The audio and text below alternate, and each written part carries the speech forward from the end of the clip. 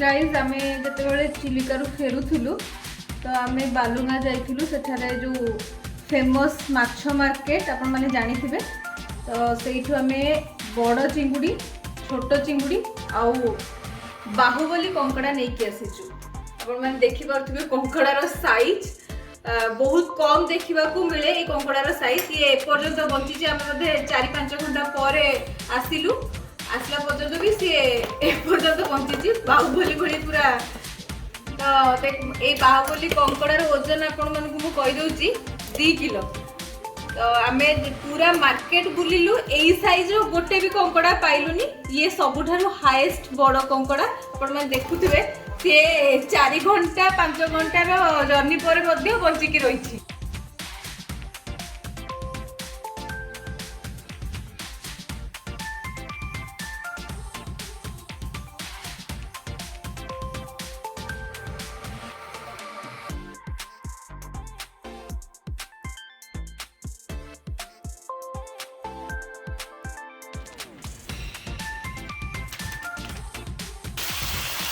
तो गाइज आम कंकड़ा dressing preparation मुझे देखी पूर्व तो ये कंकड़ा तरकारी स्टार्ट हो तो आम प्रथम कंकड़ा को भाजीद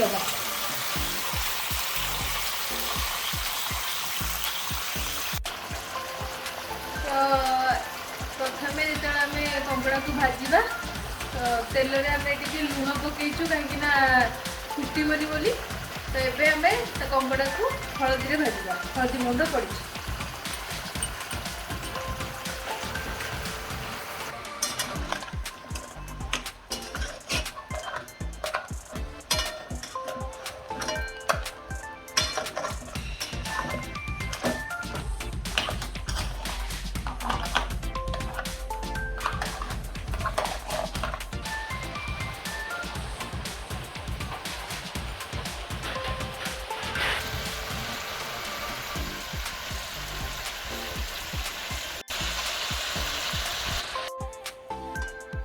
तेरे बर्तमान आम कंकड़ा को लुण और हलदी देकी भल भाव में भाजीदेले एबे आम कंकड़ा को काढ़ीदबा प्लेट को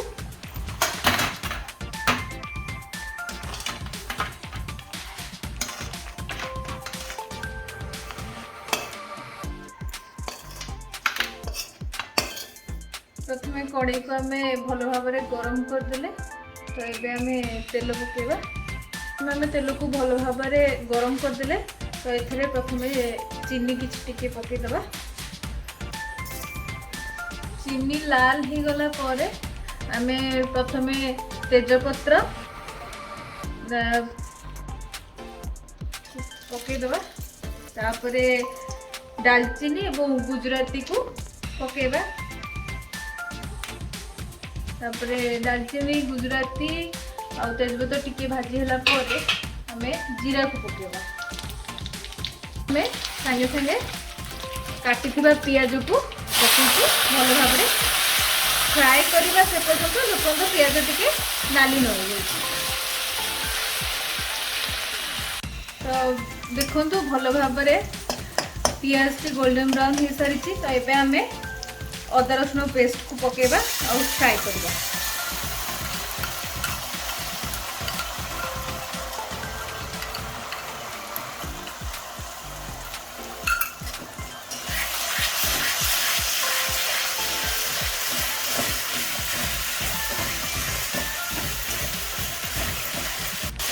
तो वर्तमान अदा रसुण पेस्ट भल भाव में भाजी होती आम टमाटो को पकईदे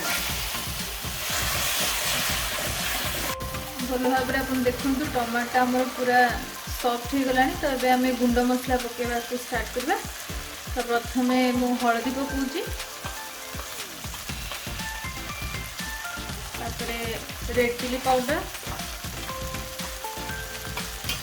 तो हलदी और रेड चिली पाउडर पकई मसला को भल भाव में गोड़े देती एबे काश्मीरी रेड चिली पाउडर मु पकाउची एटा कलर पे मु पकाउची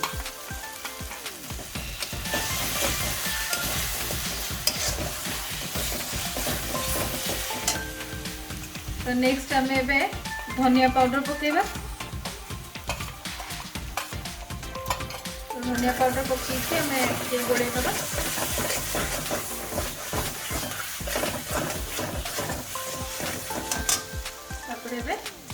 लास्ट जीरा पाउडर पकेगा।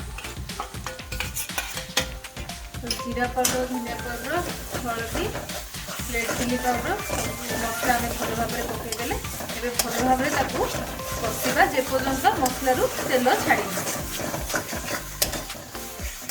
जेहेतु गुंड मसला सब पकईचे तो मझे मझे आम अल्प अल्प पानी देकी मसला को कषा जेपर्यंत मसलू तेल छाड़ी।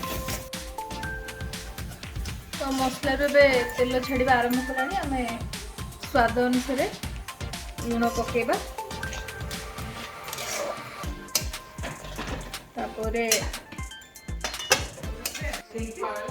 मसला आम कंकड़ा को पकईकी टिके फ्राए करनबा भलसे। मसला जमती कंकड़ा रे भितर पशिଯିबे और कषि हो।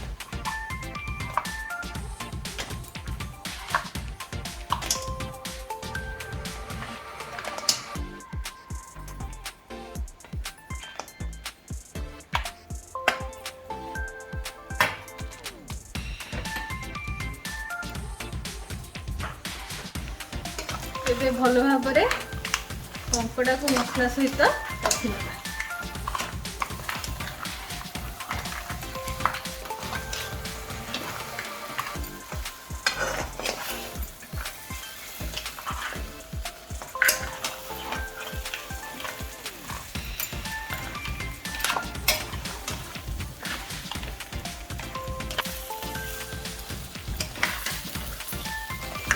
कंकड़ा जमी मसलार पड़गला तो बास्ना माने घर सारा महकी गला। कंकड़ा मसलार मिसी गला।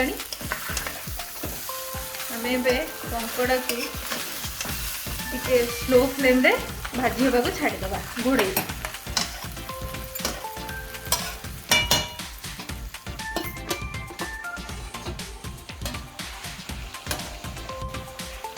मसला देखो भल भाव में कषि गला। आम गरम पानी अधे पकईदबा।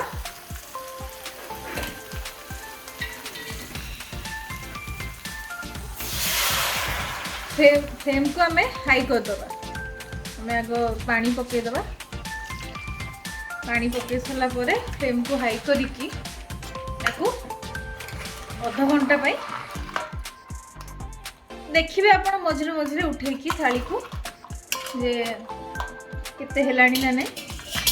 आमर 20 मिनट रे मत लगुच तरकारी रेडी हो।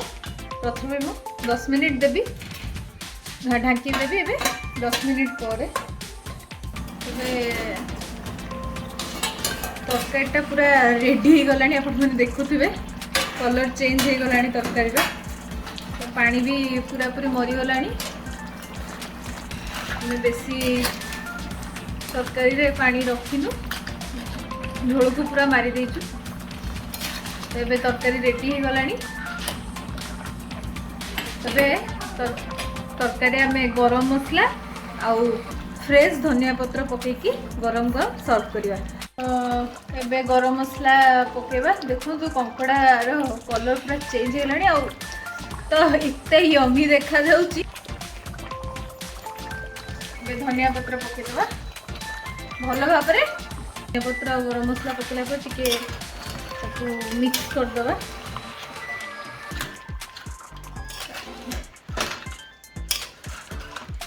फ्लेम को ऑफ कर देकी आमे स्टैंडिंग टाइम दे दबा कंकड़ा झोल को टिके हबा पाई। फ्लेम को ऑफ कर दे।